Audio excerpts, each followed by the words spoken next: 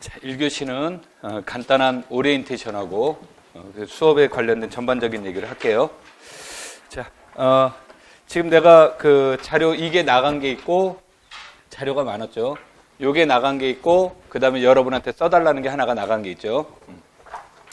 지금 이제 써달라고 하는 것은 첫 번째로 스터디 때문에 이제 가장 크고요. 그래서 이제 수업 방법은 오늘은 이제 첫날은 이제 스터디가 없고요. 다음 주부터는 수업 방과 후에 스터디가 이렇게 이제 운영이 될 겁니다. 스터디가 운영이 되는 스터디는 조별로 3명에서 4명 사이가 스터디가 이제 운영이 될 거고요. 그래서 여러분들이 써달라는 것들 맨 밑에 보시면 맨 밑에다가 이제 스터디를 참여하시지 않을 분은 참여하지 않는다는 말을 꼭 써 주셔야 나중에 이제 글을 짤 때 참고해서 하는 거고요. 그 다음에 이제 두 번째로 나는 누구와 같이 스터디를 했으면 좋겠다 그러면 누군가를 그 이름을 적으시면 그걸 참고로 할 거고요. 나는 누구와는 절대 스터디하면 안 된다. 왼수지간이다 그러면 거기다가 왼수지간이므로 스터디할 수 없음 뭐 이렇게 쓰신다든지 하는 이유를 거기다 쓰시면 내가 참고를 할 거예요. 그 다음에 이제 요 자료를 나간 게 있죠. 이 자료는 보고서 노트입니다. 그래서 일종의 이제 리포트를 여기다가 이제 써 나가는 건데 스터디를 하시든 안 하시든에 관계없이 요거는 꼭 쓰시고요. 뭐 이거 안 내면 어떻게 학점 뭐 깎이나 이런데 학점 없습니다. 그런데 이제 여러분들 스스로를 위해서 하는 건데 이거는 이제 스터디는 뭐로 할 거냐면 이 숙제는 여러분한테 이제 그 수업하면 뒤에 있는 연습 문제들을 내가 언어도 뭐를 풀어보세요라고 얘기를 할 거예요. 그럼 이제 거기다 문제를 푸는데 이 스터디 안에서 이거 보고서 안에서 답안지가 한 줄이면 끝나는 문제들은 굳이 여기다 쓸 필요 없어요. 그런데 이제 여기다 증명을 해야 되든지 풀이 과정을 자세히 써야 된다든지 하는 내용들이 나오면 그런 것들을 중심으로 일단 하시면 되겠고 그 다음에 여러분들 중에 했더니 나는 이거를 가지고 부족한 것 같아요 라고 얘기를 하면 제가 얼마든지 더 드릴 수 있으니까 그거를 해서 제시를 하면 됩니다. 그 다음에 이제 스터디가 이거는 언제 제출하는 거냐면 스터디가 끝나게 되면 스터디가 끝나는 시간은 정해져 있지 않습니다. 그러니까 각 조별로 이제 스터디가 이제 매번 시간이 다를 수 있으니까 그럼 이제 스터디가 끝나게 되면 저한테 전화를 주시면 제가 올라와가지고 스터디 끝난 조에 대해서 질문 받고 답하고 하는 시간을 가질 거예요. 그러니까 스터디를 하면 항상 스터디 시간은 각 문항당 10분 이상이 얘기를 했는데 의견이 일치하지 않는다 그러면 그거 가지고 계속 하시지 말고 그냥 체크하고 넘어가십시오. 그리고 나서 스터디 끝나고 나서 우리 이런 것에서 뭐 어려운 점이 있다든지 의견이 서로 달랐다든지 그런 거를 얘기를 하면 제가 그것에 대해 답변하고 설명하는 시간을 가질 거예요. 조별로.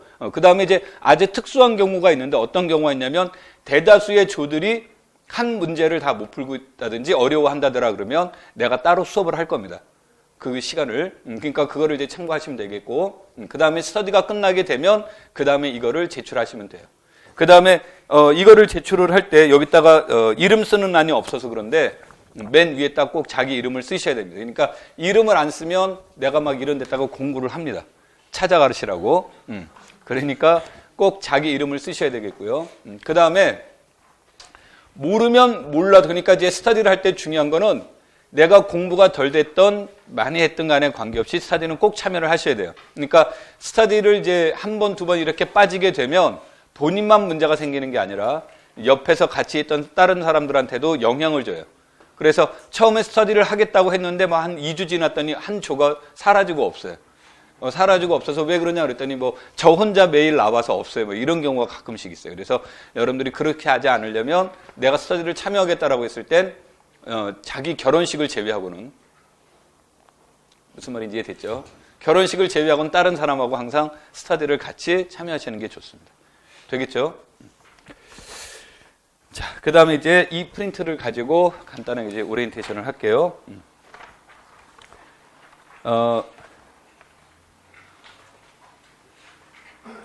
프린트물,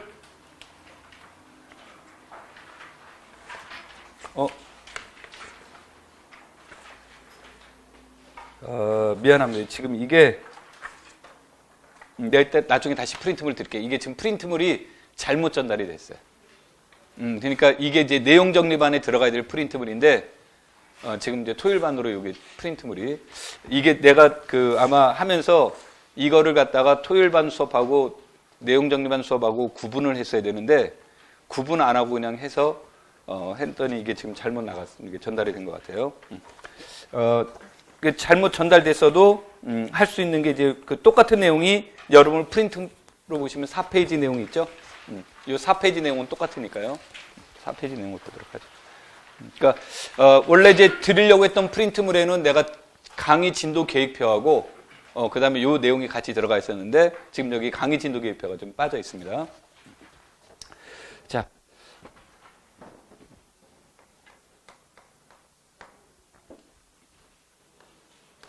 우리가 이제 현대대사ውን 군환체로 볼 수가 있는데 여기선 이제 군에 대한 내용을 먼저 보도록 하겠습니다.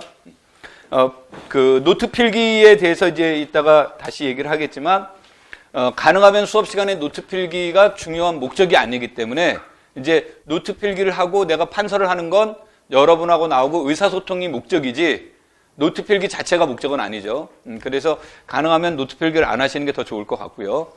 뭐 중요해서 하지 말라는 게 아니라 비밀이라서 하지 말라는 게 아니라 수업에 집중하라는 의미로 가능하면 노트 필기를 안 하시는 게 좋다는 거고 이거를 딱 했더니 노트 필기를 안 하면 집에 가서 도저히 저 부분은 남는 것도 없을 것 같고 기억에도 안 남을 것 같다라고 하시면 여러분들이 카메라로 찍으셔도 돼요. 노트 필기하는데 에너지, 시간을 소비하지 말고 뭐 휴대폰 들고 이렇게 찍어도 단 내 얼굴만 안 나오면 됩니다. 이건 초상권이 있기 때문에 무슨 말인지 이해됐죠? 그러니까 하다가 노트 필기에 에너지, 시간을 소비하지 말라는 의미로 얘기하는 거니까 그걸 하시고 그 다음에 이제 지금 수업하는 걸 노트 필기하겠다 그러면 가능하면 여기에다 프린트문에다가 하시는 게 아마 여러분들이 시간이 줄어들 수 있으니까. 자, 우리가 현대대수학이라고 하는 것은 군환체로 이렇게 이루어져 있습니다. 그런데 현대대수학은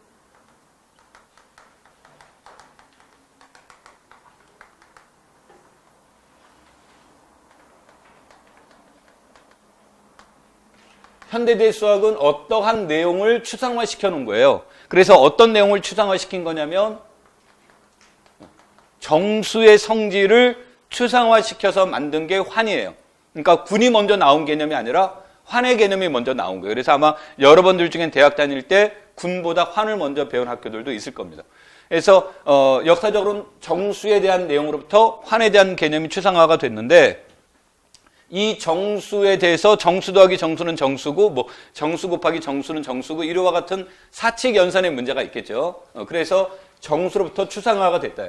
근데 이 말을 하는 이유 중에 하나는 현대대수학에서 가장 중요한 모델 중에 하나가 정수라는 얘기예요. 그래서 여러분들이 공부하실 때 정수에 대한 기본적인 개념이 없으면 공부하는데 굉장히 어려운 점이 있을 수 있습니다. 그러니까 기본적인 개념이란 게 아까도 굉장히 어려운 내용이 아니라 그냥 기본적인 내용은 꼭 알고 있어야 됩니다. 자, 그래서 정수에 대해서부터 얘네가 추상화가 이루어졌는데 그 중에 이제 군에 대한 개념으로 넘어가 볼 수가 있어요. 그래서 우리가 군, 환체 그런데 이거로부터 환에 대한 개념이 나왔는데 환이라는 걸 만들고 났더니 우리에게 이제 그 부닥친 가장 어려운 점 중에 하나가 환의 문제로 딱 발생된 것 중에 하나가 소고 법칙이 성립하지 않는다라는 거예요. 일반적으로. 그러니까 A, B와 A, C가 같으면 B와 C가 같더라라는 말을 일반적으로 해줄 수 없다라는 거죠. 그래서 이거 해줄 수 없는 가장 큰 이유가 이제 영인자라는 것의 개념이 도입되는 거고, 그 다음에 이제 또 하나는 유일성의 문제가 발목을 잡는 겁니다. 근데 이제 유일성의 문제는 결국 곱셈 여건이 존재한다면 유일성이 존재하는 거죠. 그래서 곱셈 여건이 존재하는 것들만 한번 생각해보자 라고 해서 나온 게 단원집합이라는 겁니다. 그래서 이제 단원집합들의 모임이 우리가 이제 군의 개념이 형성된다 그래서 군의 개념이 이제 나타나게 되는 거죠. 그래서 우리가 환의 개념부터 이제 군의 개념이 추출이 되는데 이제 환과 군의 가장 큰 차이는 환은 연산자가 2개인데 군은 연산자가 하나라는 거죠. 그래서 이제 강의하는 사람 입장에서 수월성 면에서 어떤 게 더 수월할까 그랬을 때 연산자가 2개인 경우보다는 연산자가 하나가 수월하다라는 입장에서 보통 환군, 환체 이렇게 가야 되는데 군환체 이렇게 이제 가는 이유 중에 하나가 거기에 있습니다. 그래서 우리는 지금부터 그 중에 하나 이제 군에 대한 개념으로 넘어가서 보도록 할게요.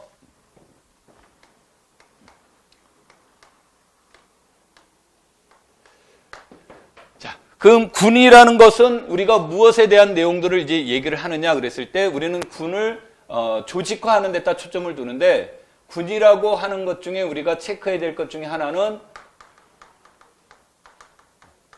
생성원을 찾는 게 중요한 이슈가 됩니다. 생성원을 찾는 게 이제 중요한 이슈가 되는데 이때 생성원을 찾는 이유 중에 하나는 편리성 때문에 그런 겁니다. 그러니까 하나의 원소에 의해서 생성된다 그러면 우리가 순환군이다 이런 말을 하는 거고 하나의 원소에 의해서 생성되지 않으면 순환군이 아닌 거죠. 근데 2개 이상에 의해서 생성되는 모델이 있을 수도 있고 경우에 따라서는 무한개의 원소가 있어야만 생성되는 군이 있어요. 이제 대표적으로 유리수가 유한개가 아니라 무한개의 원소에 의해서 생성이 됩니다.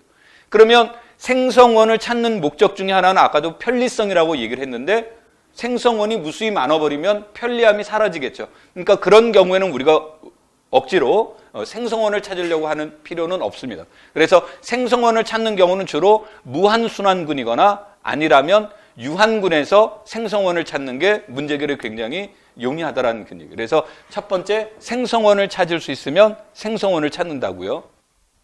두 번째 생성원을 찾았다면 이제 생성원을 찾았다면 생성원 사이의 관계예요.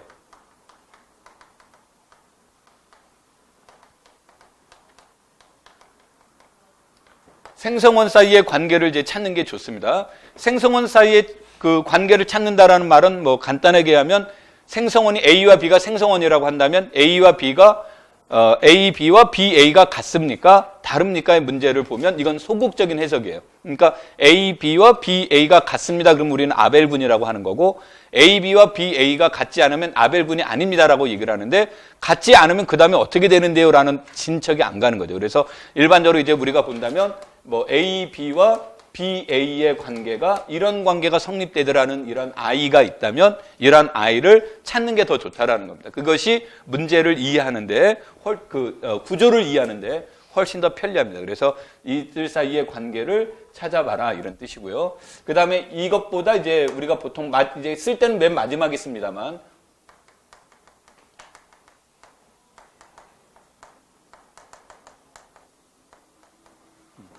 이제 내가 보통 우리가 문제 풀 때 하나, 1, 2, 3 이렇게 쓰는데 1, 2, 3 이렇게 쓰는데 표현할 때는 이렇게 표현을 하는 게 더 효율적이기 때문에 이제 보통 이렇게 표현을 합니다. 그래서 우리가 이제 윗수라는 것을 찾아보는 게 좋더라가 돼요. 그래서 이런 걸 통해서 이제 군의 구조를 안다면 이 군의 구조가 어떤 구조로 이루어졌는지, 군은 어떻게 이루어졌는지를 알아보는 것 중에 하나가 분할의 문제입니다. 분할의 문제인데 이 분할을 하는 기준이 우리가 이제 보통 분할을 하려면 뭐가 나오죠? 현대대수학이라는 과목 생각하시지 말고 분할하면 꼭 나오는 거. 무슨 관계? 동치관계가 나오고. 그러니까 동치관계를 하려고 하는 이유는 분할하려고 하는 게 목적인 거고 분할이 나오려면 동치관계가 나와야 됩니다. 그러니까 항상 동치관계 개념이 이제 중심이 되는데 이때 관계를 뭐로 해줄 것이냐에 따라 내용이 달라지겠죠. 그래서 이런 군의 관계가 주어지면 자연스럽게 이제 분할의 문제가 나와요. 분할의 문제가 나오게 되는데 이 분할의 문제는 굉장히 어렵습니다. 그러니까 일반적으로 우리가 만들어 놓고 나면 쉬운데 우리가 만드는 게 쉽지가 않다라는 거고 그 다음에 몇 가지 종류가 있는지도 대상을 이미 다 알고 있다면 해보겠는데 대상을 모르면 그것도 어렵습니다. 그래서 일반적으로 여러분한테 분할을 물어보는 일은 아주 특별한 경우 아니면 안 물어봐요. 그런데 이때 이 분할을 하려면 아까도 얘기했듯이 동치관계가 나와야 된다고 그랬죠. 동치관계가 나오는데 군에서의 동치관계는 동형 정리를 이용을 합니다.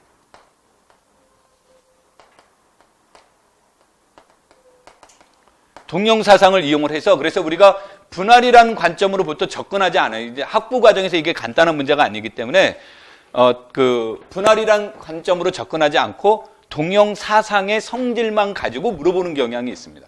그래서 여기서 이제 동형사상이라는 것들이 이제 이루어지는데 이것을 클라인이라는 사람의 말을 빌려오면 동형이라고 하는 것은 무엇을 연구하려고 하는 거냐면 불변의 성질이 무엇입니까를 알아보려고 얘기를 해요. 근데 불변의 성질을 알아보는 것보단 여기서 동형되다 보니까 우리가 공부하는 내용은 거의 다가 불변의 성질이에요.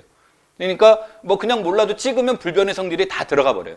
그래서 우리는 이제 여기에서 보통 불변의 성질을 하는 것보다 이 동형의 핵심적인 내용은 무엇일까요? 라고 얘기를 할 때 구조가 같다라는 얘기는 농도가 같아야 되니까 기본적으로 1대1 댕이란 내용이 나오는 거고, 그 다음에 대수의 핵심적인 내용은, 대수의 핵심은 두 가지로 이루어져 있죠. 모든 수학은 뭐 당연한 거지만 집합과 그 다음에 무엇으로 구성되어 있어요? 이항 연산으로 이루어져 있습니다. 그러면 우리가 동형이라고 하는 것은 이항 연산의 모양은 다르지만 구조적으로는 같다는 뜻이에요. 모양은 다르지만. 그래서 이항 연산의 성질이 보존되고 있는지 안 되는지를 알아보자라는 거죠. 그것을 우리가 일명 뭐라고 얘기하냐면 준동형이라는 것다가 초점을 두죠. 그래서 나중에 이와 같은 관계를 체크를 하는 건데, 이런 관계를 체크하는데 핵심 이론이 이 세 가지를 알면 얘네들을 찾아내는 것은 진짜 세자로 저절로 해결이 됩니다. 근데 이 세 가지 원리를 잘 모르면 이게 저절로가 잘 안 돼요. 굉장히 이제 어려워지는 문제가 되는 겁니다. 그래서 이런 관계로 이제 얘기가 되는 거고, 그 다음에 뭐 작년에 나왔던 문제뿐만이 아니라 대부분의 기출 문제들이 무엇에서 나오냐면 얘를 기초로 해서 시험 문제가 나온다라는 얘기예요. 자, 그게 이제 우리가 군에 대한 내용이 되는 겁니다. 그래서 이와 같은 이제 군이 주어지게 됐을 때, 이러한 군들이 주어지게 되면 이제 책에서 나오는 것처럼 무엇에 대한 내용들을 나올 수 있냐면,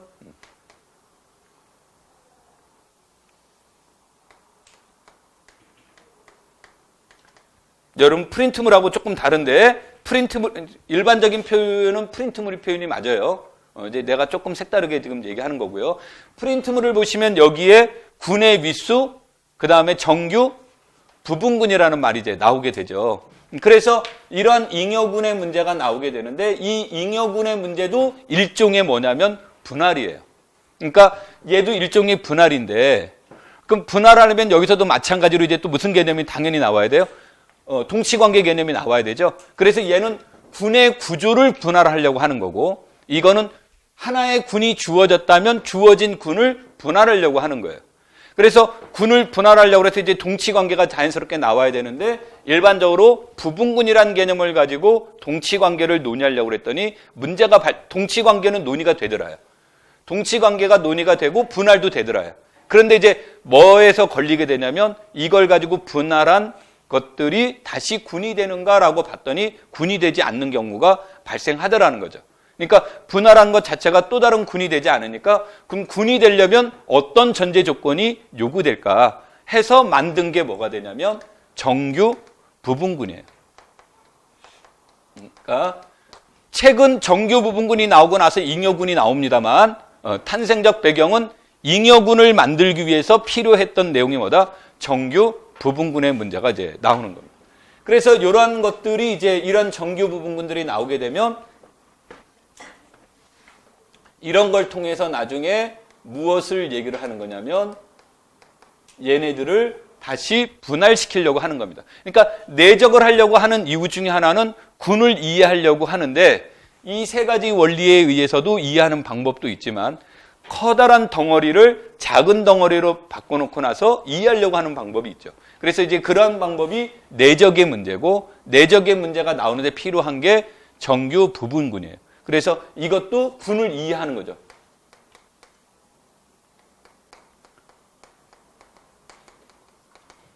군의 구조를 파악하는 방법이 되는 겁니다.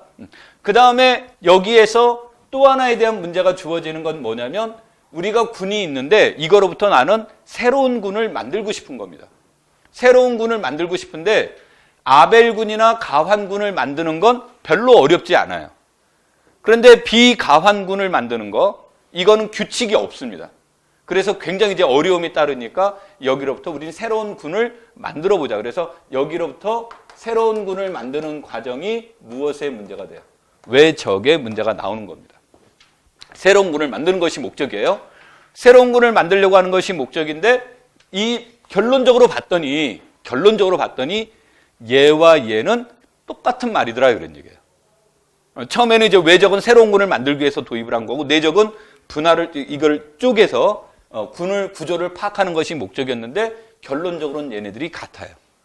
같으면 이제 결론적으로 우리는 둘 중에 내가 군을 파악하려면 내적을 이용하는 게 좋다는 거고, 새로운 군을 만들려고 한다면 내적보단 뭐가 좋다요?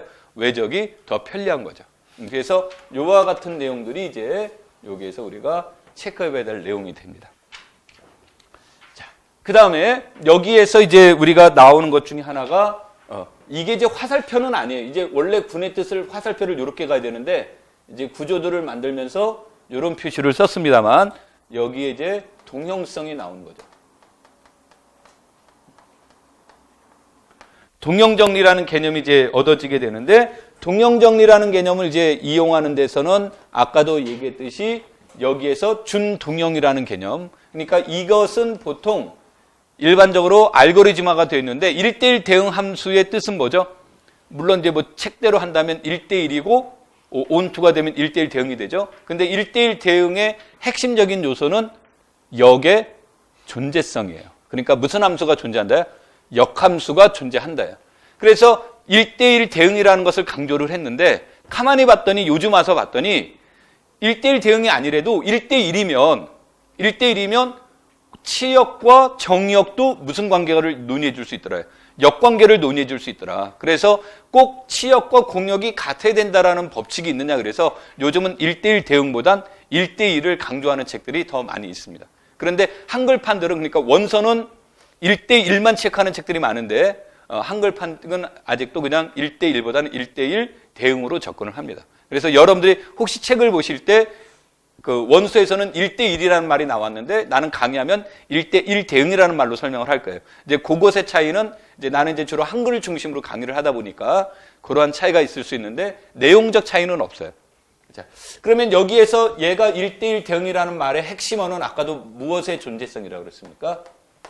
역함수의 존재성이 이제 1대1 대응의 핵심적인 대한 내용이 되는 겁니다. 그래서 여기에 대한 동형 정리들이 이제 제시가 되고, 이 동형 정리를 하려고 하는 것은 앞에서 말한 것처럼 군의 구조가 몇 가지가 있는지, 이 말은 지금 혹시 어려운 사람들 위해서 다시 한번 설명을 하면, 윗수가 원소가 4개인 군이 있습니다. 그런 군은 몇 가지가 있을까요를 알아보는 게 왼쪽의 구조예요. 그 다음에 여기에서 말한 군은 윗수가 4인 군이 있어요. 근데 그 군의 성질은 어떻게 이루어졌을까요? 라고 놓고 보는 거예요.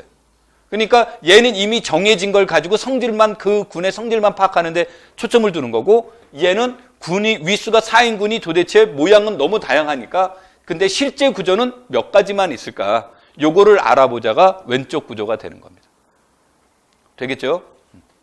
그래서 그와 같은 차이가 있으니까 그걸 참고를 해보시고, 그래서 이것들을 이해하고 해 나가는데 이제 핵심적인 요소 중에 하나가 커널의 문제가 되는 거예요.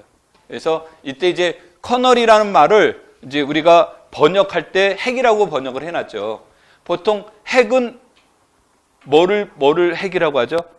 또 커널을 핵이라고 안 하죠. 일반적으로 코어를 핵이라는 표현을 쓰지 커널을 핵이라는 표현으로 안 쓰죠. 내 말이 되게 어색하게.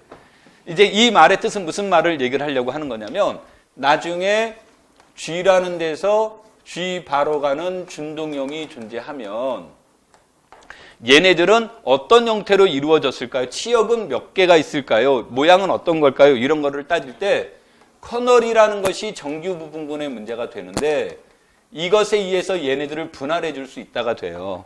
그러면은 이것들의 분할한 것의 문제를, 얘네들의 분할의 문제 속에 있는 원소가 분할인 잉여류가 개수와 여기에 있는 치역의 개수가 항상 같더라. 그러니까 얘네들은 전부 다 항등원으로 가더라. 뭐 여기에 있는 원소가 A로 대응됐다면 이 안에 있는 특정한 원소가 A로 대응됐다면 여기에 있는 모든 원소는 전부 다 A로 대응된다. 그러면은 이 군에 대한 내용들을 얘를 중심으로 나머지 문제들을 분할해 줄 수 있다라는 의미에서 이제 이것을 커널 핵이라는 말로 이제 이걸 번역해서 씁니다. 그래서 이것을 이해하는 게 이제 중요한데, 이것을 이해하는 것 중에 이제 중요한 이유 중에 하나는 우리가 1대1이라는 내용과 연관성이 있어요. 그래서 우리가 보통 함수에서 1대1이라는 것의 정의는 정역의 입장에서 A와 B가 다르면 FA와 FB도 다르더라. 이게 1대1 함수의 정의죠. 그런데 이거를 설명하려고 했더니 어렵더라야. 그래서 우리는 대우를 이용해서 FA와 FB가 같으면 A와 B가 같습니다. 이런 뜻이죠.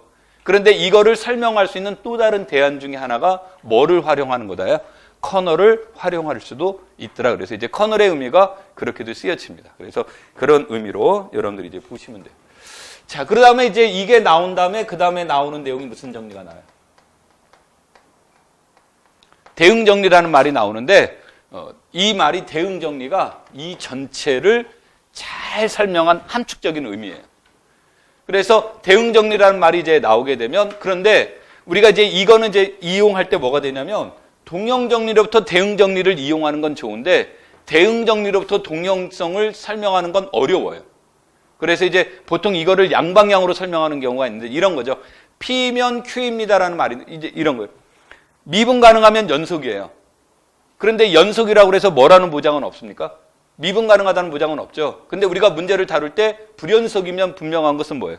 미분 가능하지는 않더라죠. 그러니까 우리가 동형이 되면 대응 정리에 대한 이론을 쓸 수는 있는데 그러니까 미분 가능하면 연속이라는 말은 쓸 수 있는데 연속이라고 해서 미분 가능하다는 말은 쓸 수가 없어요. 그런데 이거는 쓸 수 있다죠.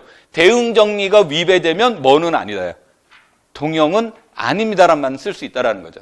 불연속이면 미분 불가능하다는 말 쓸 수 있듯이 그래서 이것에 대한 대우적 개념으로는 이용이 됩니다. 그래서 그러한 것들 정도로 여러분들이 이해하시면 되겠고요. 밑그림이 그다음에 두 번째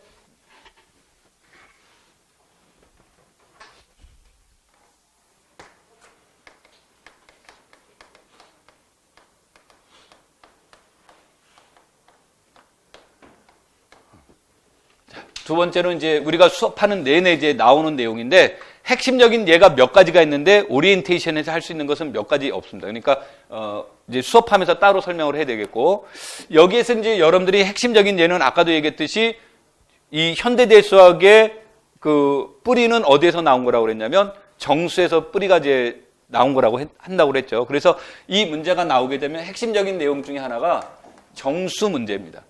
그 다음에 두 번째로는 정수를 n으로 나눴을 때 나머지들의 문제가 되겠죠. 그래서 그것을 일명 우리는 정수를 n으로 나누었을 때 나머지들의 모임을 zn이라고 얘기하고 뭐 굳이 이름을 붙여준다면 최소양의 잉여계 뭐 이렇게 이름을 붙입니다만 그러면 zn이라는 것은 어떤 집합이에요?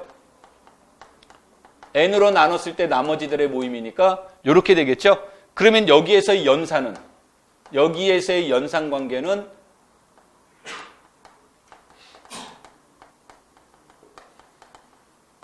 여기에 있는 두 원소의 합은 어떻습니까? 그랬을 때 그 합은 예를 들어서 Z5다 그랬을 때 3 더하기 4는 몇입니까? 그러면 얘는 7입니다라고 안 하고 얘는 3 더하기 4를 5로 나눴다면 나머지는 몇이 되는 거예요? 2가 되는 거죠. 그래서 그런 의미로 얘네들은 이렇게 정의를 내려준다가 되겠죠. 그래서 얘네들은 이제 대표적인 덧셈의 문제가 되겠고 그 다음에 곱셈의 문제로 아까도 얘기했듯이 환의 문제로부터 얘네가 출현이 된 거기 때문에 얘네들도 환이 돼요. 환이 되는데 여기에서 곱셈 여건이 존재하려면 어떻게 됩니까? 그러면 정수론에서 A가 ZN에서 곱셈 여건을 갖는다. 이 말을 할 필요 충분 조건은 유크리트 알고리즘을 이용하면 어떤 조건이 있을 때만 A와 N의 최대 공약수가 1일 때만 이제 그런 관계를 논의해 줄 수 있습니다. 그런 문제가 되겠죠. 그래서 A와 N의 최대 공약수가 1입니다라는 말의 뜻으로 이제 이 표현을 이제 보통 보면 이런 곱셈 여건을 갖는다라는 말은 영어로 인버터블이라는 말을 써도 되지만 이제 나중에 유니트라는 말을 더 많이 씁니다. 그래서 유니트의 이니셜 U자를 따와서 이 안에서 곱셈 여건이 존재하는 것들은 무엇입니까? 이렇게 얘기를 하는 거고 그럼 이 안에 있는 원소들 중에서 N과 서로 쏘이면 된다고 그랬죠? 그래서 사람들이 이 표기를 ZN 뭐라고 표현하자? 스타라는 말로 이렇게 표현을 쓰는 겁니다. 그래서 얘네들은 곱셈분의 이제 문제가 되는 거죠.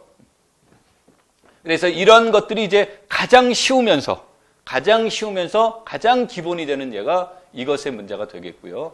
그 다음에 이제 또 하나는 무엇에 대한 문제를 볼 수가 있냐면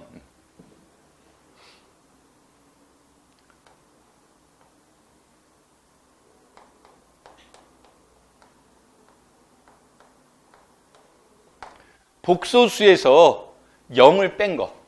그럼 복소수에서 0을 빼면 얘네들은 곱셈에 대한 이제 논의가 이제 이루어지게 되는데, 이런 것들 중에서 이 그림 잘 그려야 돼요.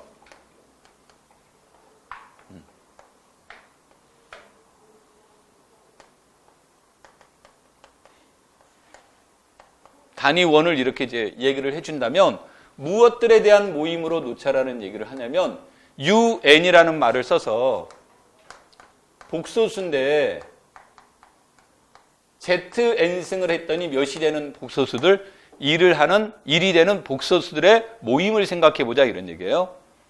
그래서 zn승을 했더니 1이 되는 복소수는 무엇이 됩니까? 이렇게 주어지면 이때 이 해는 어떻게 돼요? 해를 zk라고 한다면 zk는 코사인 n분의 2k 파이 플러스 i 사인 n분의 2k 파이 이렇게 나온다죠? 그러면서 여기서 k는 0, 1, n-1 이렇게 되는 이유 중에 하나는 사인과 코사인의 주기가 몇이기 때문에 2파이라는 것으로부터 얘가 얻어지는 건데, 여러분은 습관적으로 절대 이거 약분하지 마세요. 그냥 이렇게 주십시오. 무슨 말을 하는 거냐면 얘가 6이라고 쳐보죠. 6이라고 하면 Z2는 그럼 코사인 6분의 4파이 플러스 I 사인 6분의 4파이 이렇게 나오니까 이거 약분해서 3분의 2파이 이렇게 하지 말라는 거예요. 그냥 6은 6대로 그대로 두라는 얘기예요. 이것은 뒤에 가서 구조를 이해하는데 아주 중요한 이게 요소가 됩니다. 그래서 모양을 안 바꾸는 게 좋고요. 그러면 이 말은 이것의 뜻은 무슨 뜻이냐면, 요것의 뜻은 무슨 뜻이에요? 단위원을 무엇하라? n등분하시오의 문제죠. 그럼 단위원을 n등분하면 그런 거죠. 그러니까 얘네들이 360도니까 n등분을 하면 여기가 n분의 360도, 즉 n분의 무엇의 문제가 돼요? 2파이의 문제가 되겠죠. 그래서 얘네들을 우리가 편의상 크사이라고 이렇게 놓아보자예요. 크사이라고 한다면 크사이 제곱하면 이것의 크기가 1이죠. 1이니까 크사이 제곱하면 사실은 이것의 회전이 이렇게 가는 거고, 길이 문제도 논의해야 되는데 길이가 1이기 때문에 길이는 논의할 필요 없이, 그럼 크사이 제곱은 이런 뜻이 되면 여기도 n분의 또 뭐가 되는 거예요?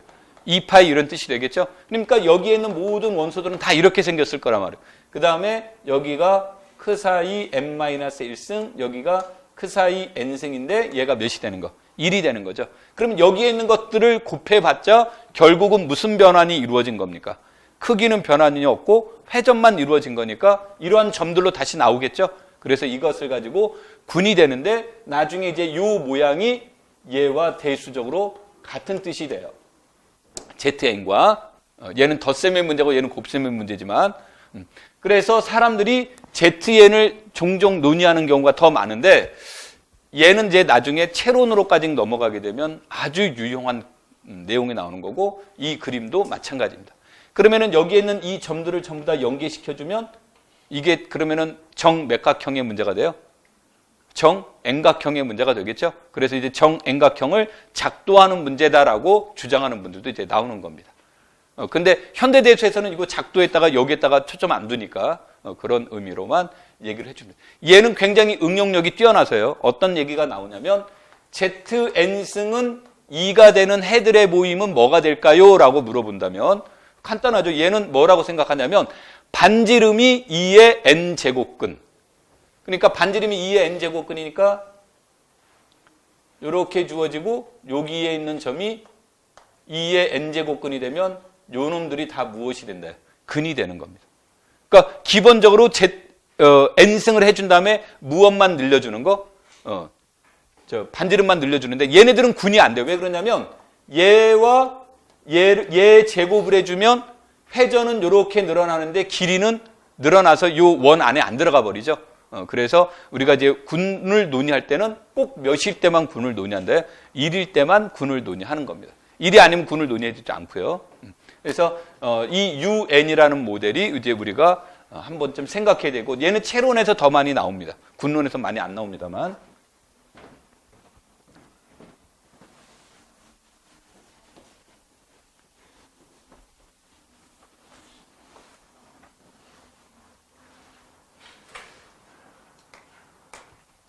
세 번째 예제는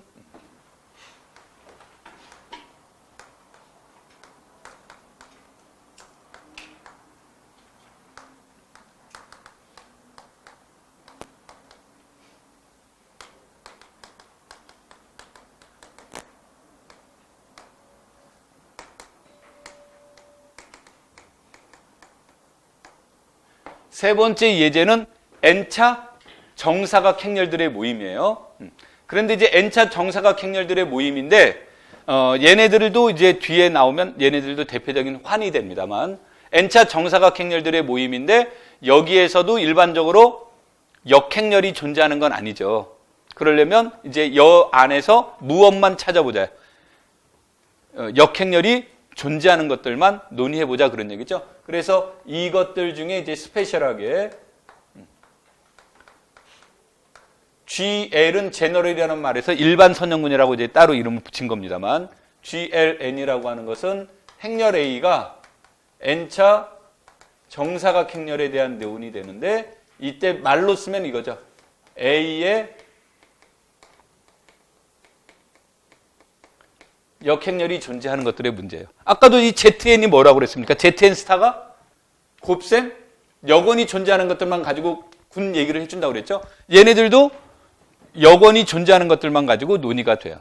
그러니까 원뜻은 역원이 존재해야 된다. 원뜻은 역원이 존재하는데 우리가 이 R은 체가 된다 그래서 이때 역원이 존재하는지 안 하는지를 따져봤더니 언제만 되면 되는 거냐면 행렬식이 무엇이 아니면 0이 아니면 이렇게 되더라 그런 뜻이에요. 그래서 얘네들을 이제 일반 선형군이라고 얘기하고요. 여기에서 n이 몇 이상이면 2 이상이면 뭐 우리 책에서 나오겠지만 2 이상이면 대표적으로 얘네들은 비가환군의 모델이 됩니다. 그러니까 교환법칙이 성립하지 않는 대표적인 비가환군의 모델이 돼요. 저게 그래서 이제 저것이 비가환군의 대표적인 대명사의 문제가 되고요. 우리가 비가환하면 떠오르는 게 저거 말고 사실은 뭐 다 똑같은 말입니다만 저거 말고 비가환하면 떠오르는 게 뭐가 있죠? 우리가 공부하면서 고등학교 때 처음으로 중학교 때까지는 비가환 안 나옵니다. 고등학교 때 처음으로 비가환이 나오죠. 무엇 할 때? 함수의 합성. 그러니까 함수의 합성에서 처음으로 비가환이 나오죠. 그러니까 합성함수는 교환법칙이 성립하지 않는 가장 큰 이유는 무엇 때문에 그래요? 독립과 종속 때문에 그렇죠. 변수 관계 사이의 관계가. 오케이? 그래서 일반적으로는 이제 우리가 그 함수 문제를 얘기하는데 행렬도 일종의 함수예요. 내가 이제 선형대수학 얘기를 하면 선형변환을 줄임말을 행렬 이렇게 이제 얘기를 하는데 그러니까 행렬도 선형변환의 한 종류입니다. 그러니까 함수 문제가 나오면 일반적으로 함수들의 모임은 뭐가 안 된다요? 교환법칙이 성립하지 않는다가 되는데 함수들의 모임을 가지고 군을 논의해 줄 수 있을까라고 했을 때 일반적으로 논의가 안 되다 보니까 특별한 경우만 논의하자죠. 그래서 이제 무엇에 대해서 논의를 하냐면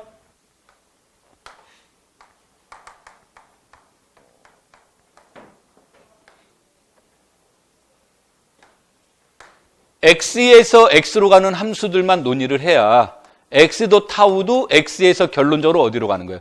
x로 가고 역도 마찬가지로 x에서 어디로 가는 겁니까? x로 가겠죠. 만약에 x하고 y가 다르면 역관계니 함수의 합성이니 이런 걸 논의해 줄 수 없다죠. 그래서 x에서 x로 가는 함수만 논의해보자. 그런데 이것도 역이 존재해야 돼. 이제 문제를 논의하려면 역을 논의하려다 보니까 어떤 조건이 필요합니까? 1대1 대응이라는 조건이 필요로 하는데 이때 x가 유한집합이면 1대1만 내도 되지만 무한집합일 때는 1대1이라고 해서 1대1 대응이라는 보장이 없어요. 그래서 이론적으로는 시그마가 1대1 무엇이어야 된다? 대응이 된다. 그래서 x에서 x로 가는 1대1 대응을 우리는 두 자로 뭐라고 그래요?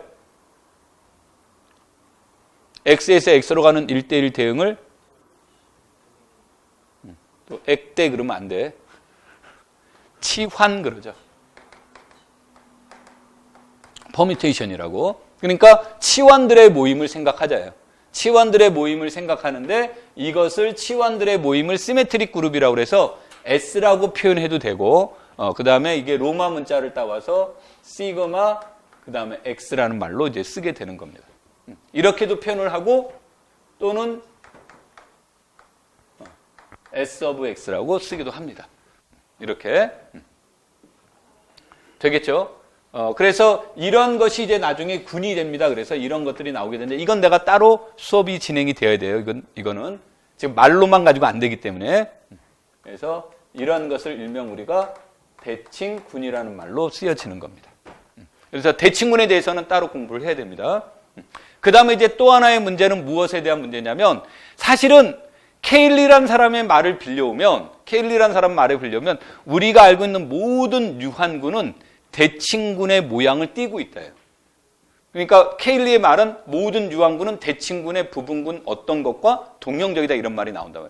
그러니까 결론적으로 말하면 모든 유한군은 대칭군으로 다 설명해 줄 수 있다라는 뜻인데 그럼 뭐 다른 예제가 필요가 없는 거예요. 뭐 이런 예제 다 필요가 없는 거예요. 저거 하나만으로 딱 하면 끝나는데 문제는 저게 복잡해요. 복잡하니까 이제 싫은 거죠. 차라리 더 많은 예제를 공부하는 게 낫겠다. 저거 하나보단. 그래서 이제 다른 내용이 나오는 거고.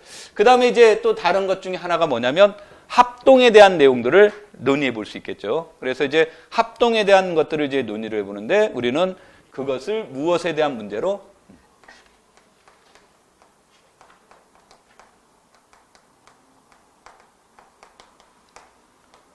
정앵각형의 합동 변환을 한번 생각을 해보자. 그러면 정앵각형의 이제 합동이라는 말이 이제 얻어지기를 쓰는데 정앵각형을 가지고 합동을 상상하는 것은 여기서 단 합동이라는 것은 이동을 하면 합동이 안 되는 거예요. 그러니까 여기서는 완전 일치가 되는 거예요. 그러니까 우리가 보통 중학교에서 말하는 합동은 얘네들을 평행 이동을 했을 때 일치가 되면 합동입니다라고 얘기를 하는데 여기에서는 그냥 이동이 아니라 그 자체로 완전 모양이 딱 포개졌을 때를 말하는 겁니다. 그래서 그러한 합동이 되는 경우가 가지고 군을 만들어 보자라고 해서 나온 게 이것을 우리는 무엇이라고 하는 거예요? 이면체 분이라는 내용이 이제 나오는 거고 이것에 대한 내용을 이제 우리는 사람들은 얘네들을 DN이라는 표현을 이제 사용을 하는 겁니다. 오케이. 그런데 정일각형 없죠? 뭐 정이각형 없죠? 그러니까 정앵각형을 논의하려면 n은 최소한 몇 이상이어야 됩니까? 3 이상이죠. 그러니까 말 안 해도 사실은 n은 자동적으로 몇 이상인 경우를 말해요. 3 이상인 경우를 말하는데 n이 3일 때와 x가 원소가 3개일 때는 이 둘이 똑같아요. 그러니까 x 속에 원소가 3개 있을 때와 그 다음에 여기에서 D3는 둘이 똑같습니다. 똑같다 보니까 사람들이 D3나 S 나중에 이제 이 문제는 X의 원소가 N개 있다. 만약에 X의 원소가 N개 있으면 사람들이 이것을 뭐라고 표현하냐면 그냥 이렇게 쓸까? 그런 거예요. SN. 그래서 N차 대칭군 뭐 이런 식의 이제 이름을 씁니다. 그러면 우리가 뭐 그 확률에서 굳이 확률을 안 하더라도 원소가 N개에서 원소가 N개로 가는 치환의 개수는 몇 가지가 있습니까? n 팩토리얼만큼 있는 거죠. 그런데 얘네들은 2 곱하기 n개가 있고 얘네들은 n 팩토리얼만큼 있어요. 그래서 n 팩토리얼과 이 n이 같은 경우는 n이 3일 때만 같습니다. 나머지는 같지 않습니다.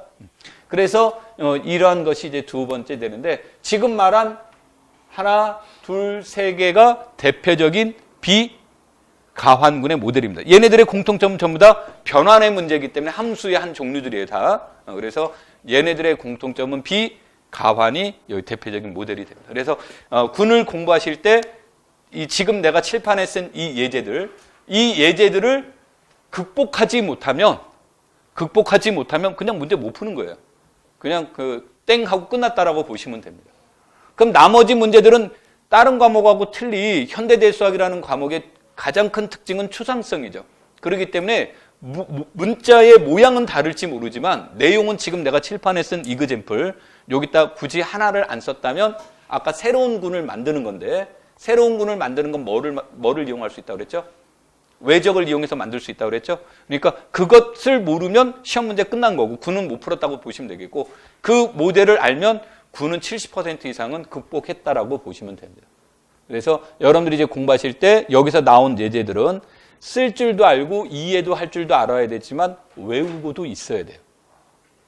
그러니까 시험이란 건 어쩔 수 없습니까? 암기가 안 되면 굉장히 어려운 경우가 종종 있기 때문에 그래서 외워야 될 건 외워야 된다. 그 관점으로 이제 보시면 되겠습니다. 오케이. 자, 그 다음에 교재상으로 보시면 목차를 이제 차례라고 나와 있죠. 차례를 볼게요. 차례를 보시면 2장 군하고 나왔죠. 그 다음에 3장이 환하고 이렇게 나와 있죠. 그래서 우리가 1, 2월의 수업의 목표는 2장과 3장입니다. 그래서 군, 환이 이제 목표로 삼고 있습니다. 그래서 과거에는 내가 쭉 욕심을 내서 다항시까지 이렇게 쭉 갔었는데 여기서는 욕심낼 것보다는 확실하게 잡는 게 좋겠다 싶어서 군, 환 해서 2장과 3장을 중심으로 수업을 할 겁니다. 그 다음에 이제 여기서 보시면 2장에서 보시면 2.14, 2.15 그래서 켤레 원소와 켤레류, 교환자 부분군 이런 말이 나오죠. 요 내용은 따로 수업하지 않을 겁니다.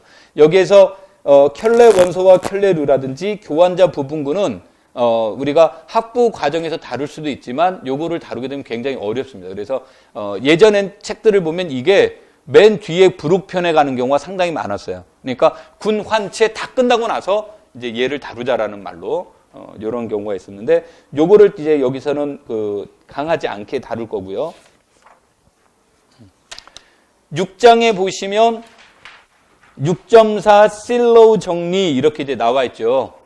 그래서 이 실로우 정리는 수업하면서 이거를 대체할 겁니다. 그러니까 군농 공부를 할 때 실로우 정리를 이제 따로 이제 맨 마지막 파트에 가서 할 텐데 이 실로우 정리는 이것도 이제 6장에 넣어놓은 이유가 이거는 학부 과정에서 다뤄도 되고 안 다뤄도 됩니다라는 뜻인데 일반적으로 다루지 마세요 그 뜻이에요.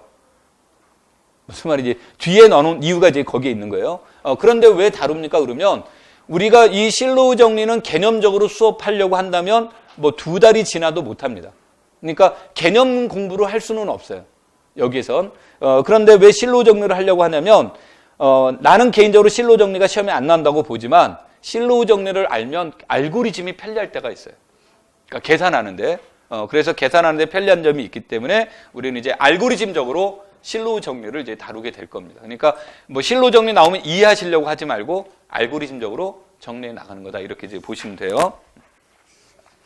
자, 그 다음에 특별한 말 없으면 이제 2.1, 2.2, 2.3, 2.4, 2.6, 2.7, 2.8, 2.9, 2.10, 2.11 내가 지금 빼먹은 게 2.5를 빼먹었어요. 슬쩍 말하면서 그 다음에 그러니까 실제 수업은 2.1에서 2.11 이렇게 이제 보시면 돼요. 실제 수업은 책에 있는 대로 나가는 수업은 그럼 나머지는 안 합니까? 그런데 아까 내가 14, 15 안 하겠다는 말 빼놓고 나머지는 수업 중에 다 나와요. 그러니까 섹션별로 안 하는데 수업하면서 뭐 정의면체군 뭐 무슨 군 나오는 거를 수업하면서 계속 나올 겁니다. 그러니까 주제를 잡아가면서. 그래서 내가 원래 이제 계획서에는 오늘 수업을 2.4까지 합니다라고 이렇게 나와 있는데 아마 2.4가 아니라 2.2에서 2.3 끝나면 아마 오늘 수업이 끝날 거예요. 그 대신 수업하면서 아까 나왔던 아마 오늘 2호 모델, 이러한 모델이 주요 이그젬플을 이제 같이 보충 설명하면서 수업을 진행을 할 겁니다. 그러니까 그거를 참고했으면 되겠고요. 그 다음에 이제 3장에서 보시면 3.1, 3.2, 3.3, 3.4, 3.5 이렇게 나가고요. 그 다음에 3.6, 3.7은 진짜 3.6과 3.7은 시작했네, 끝났네 이렇게 나갈 겁니다. 그러니까 이 말의 의미는 뭐냐면 형식적 몇 급수 환이라는 말이 나오죠. 이거는 형식적 몇 급수 환이라는 말의 의미는 우리가 여기서 이제 얘기를 한다면 대수와 해석학을 구분하는 사람들 중에 어떤 걸로 구분하냐면 해석학은 무한 급수를 다루죠. 근데 대수에서는 이항연산의 관계에서 무한적 사고가 없어요. 그러니까 무한 집합이라는 뜻이 없다라는 뜻이 아니라 대수에서는 A1 더하기 A2 더하기 땡땡땡 AN 더하기 땡땡땡 해서 무한 합이 없어요. 대수에는 그런 성질이 없습니다. 없는데 이거를 갖다가 쓰고 싶은 거예요. 내용적으로는 없는데. 그러면 이제 어디에서 빌려오겠습니까? 이거를 쓰고 있는 것이 해석학이죠. 그러니까 해석학의 이론을 빌려오는데 해석학의 이론을 여기서는 또 못 쓰는 이유가 뭐냐면 해석학을 쓰려면 세 가지 전제 조건이 있어야 해석학이 논의가 돼요. 그게 뭐죠? 세 가지 전제 조건이?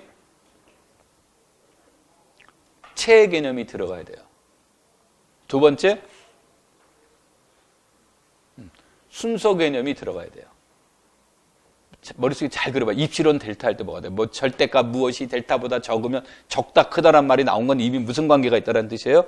순서 관계가 있다죠. 그 다음에 절대값 a-x의 절대값이 델타보다 적으면 그때 a-x의 절대값의 뜻이 뭐예요?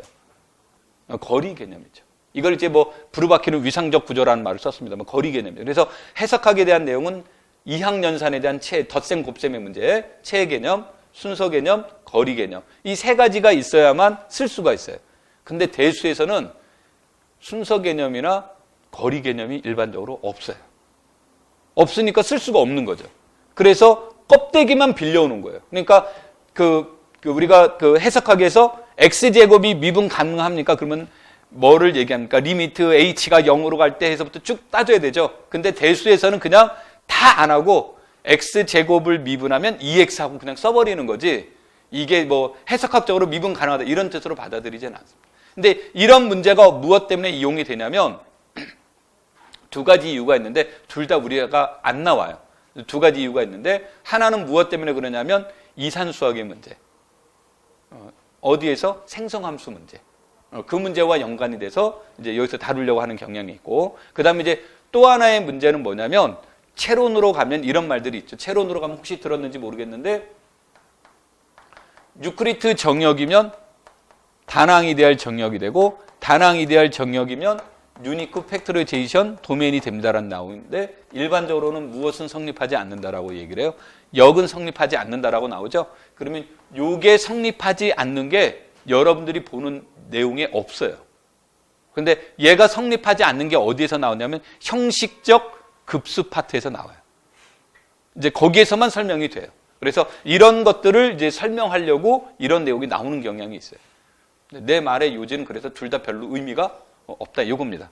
참 쉬운 말 길게 했죠. 우리에게 원하는 건 의미 없습니다가 제일 중요한데, 그래서 이제 그런 의미로 강하게 다루지 않습니다. 그 대신 여기에서 우리가 불환은 중요합니다. 그러니까 불환을 중심으로 설명이 들어갈 겁니다. 그 다음에 행렬환이라는 말이 나오는데 행렬환은 중요한 이그젠플이에요. 중요한 이그젠플이지 행렬환 자체에다가 의미를 부여할 필요는 없어요. 그래서 이 말은 우리가 이제 수업하면서 행렬에 관련된 내용이 지속적으로 나오다 보니까 섹션별로 따로 수업하지 않아도 된다는 뜻이지 행렬환 자체를 안 봐도 됩니다라는 뜻은 아닙니다. 그래서 그런 의미가 이제 주어져 있고, 그 다음에 정역의 분수체라는 말이 나오죠. 이 정역의 분수체는 아마 우리가 기본적인 아이디어 설명하고 넘어갈 겁니다. 그러니까 이 분수체에 대한 개념은 정역의 분수체, 그러면 정역은 이제 영어로는 인테그랄 도메인이에요. 인테그랄 도메인인데 인테그랄 도메인을 직역하면 뭐가 되겠어요? 정역이요 그럼 죽어. 이건 의역한 거야. 그러니까 인테그랄 도메인을 직역하면 정수의 영역이에요.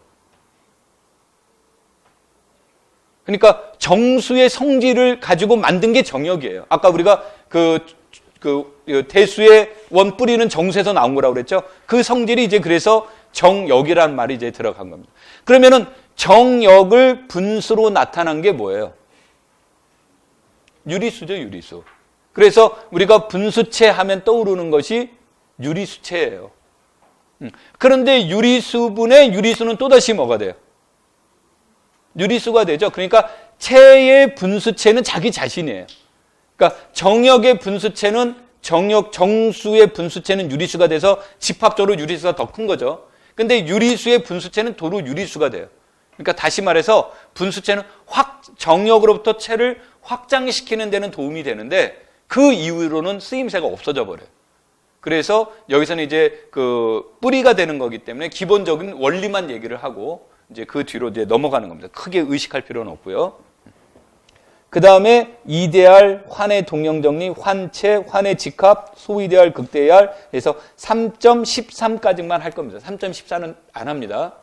시간이 많아도 안 하고 시간이 없어도 안 하고 합니다. 그러니까 안 하는데 여기 2장, 3장에서 제일 중요한 게 뭐가 될까요? 라고 한다면 시험 문제 나온 거로 보면 다른 말이 나올 수 있겠습니다만 제일 중요한 거는 2.4에 보시면 윗수 문제가 나와요. 순환분이라고 그래서 2.4의 순환분이라고 타이틀 나와 있죠. 거기서 이제 위수 문제가 제일 중요하고요. 그 다음에 2.7의 라그랑지 정리라는 개념이 나오고, 그 다음에 2.10의 동형 정리라는 말이 나오죠. 이때 동형 정리 중에 핵심어가 아까 내가 대응 정리라고 이제 결론을 내렸는데, 그 개념이 여기서 우리가 제일 중요한 파트라고 보시면 되겠고, 그 다음에 3장에서는 누가 뭐라고 하든 3.13이 제일 중요합니다. 그러면은 이 3.13을 모르면 그러면 4장, 5장 그냥 다 포기. 그러니까 3.13을 모르면 채 그냥 포기해요. 무슨 말인지 이해됩니까? 아주 이론적으로 얘가 굉장히 중요한 파트인데, 이제 시험이 뭐가 됐냐면 요즘 시험이 예전하고 좀 틀려가지고, 예전에는 이것에 대한 이론적 배경을 해서 3.13을 채론의 개념으로 시험 문제를 냈었어요. 근데 요즘은 이쪽 파트가 이제 시험에 잘 안 나옵니다. 시험에 잘 안 나오는데 껍데기상으로는 잘 안 나오는데, 내용적으로 보면 3.13에 대한 개념을 모르면 그냥 문제 못 푼다라고 보시면 돼요. 그러니까 개념도 이해도 안 되고 책에 있는 거 다 외워도 시험 문제도 못 풉니다. 그러니까 3.13은 이해만 가지고도 안 되고 이해도 해야 되고 외우기도 해야 되고 활용도 할 줄 알아야 돼요. 그래서 3.13이 거짓말 조금 못하면 현대대수학의 꽃 중에 꽃, 뭐 이렇게 이제 보시면 됩니다. 되겠죠? 그럼 또 집에 가서 그러면 나네 이렇게 하면 안 돼. 3.13이 굉장히 중요한 파트니까 여러분들이 그 할도록 해서 얘기를 하면 됩니다. 그래서 우리가 1월과 2월은 그렇게 이제 얘기를 할 거고요. 그 다음에 이제 수업은 2장부터 이제 시작을 할 건데, 사실은 내가 1장의 핵심적인 내용 요거 설명을 했고, 핵심적인 내용 요거 설명을 했고, 1장 그래서 핵심적인 내용 ZN 설명을 했고, 다 했죠? 대답이 없어요? 그 다음에 이제 함수에서 1대1 대응 조건은, 1대1 대응이라는 말은 1대1이고 온투다라는 개념보다 더 중요한 말이 무엇의 존재성이라고 그랬습니까? 역의 존재성이라고 한다고 그랬죠? 이제 그 개념을 꼭 이해해야 된다고. 이게 1장이에요. 1장 얘기를 간단하게 요약하면. 그래서 우린 1장 했습니다. 자, 그래서 수업은 이제 2장부터 할 건데, 2장을 이제 수업할 때 2.1과 2.2는 동시에 할 겁니다. 그러니까 2.1, 2.2는 동시에 하는 게 가장 편리하고, 그래서 2.1과 2.2는 동시에 수업을 하고, 수업할 때마다 내가 중요한 이그잼플이 있으면 이그잼플을 설명을 할 건데, 중요한 예제는, 근데 아마 첫째 주와 둘째 주에서는 예제 설명이 많을 거예요. 그러니까 처음 시도하는 쪽이라고 이제 판단이 내려서 예제가 이제 중요하다고 해서 예제 설명이 많이 나갈 거고, 3주차, 4주차 넘어가면 예제는 이제 정복됐을 거라고 생각을 하고 이론 중심으로 이제 수업이 진행이 될 겁니다. 그 다음에 이제 연습 문제는 일부는 내가 풀어주고, 일부는 아까 얘기했듯이 여러분들이 스타디하고 리포트로 내고 하는 형식이 이제 될 테니까 그거를 참고하시면 될 거예요. 자, 좀 쉬었다가 수업 2장부터 넘어가도록 하죠.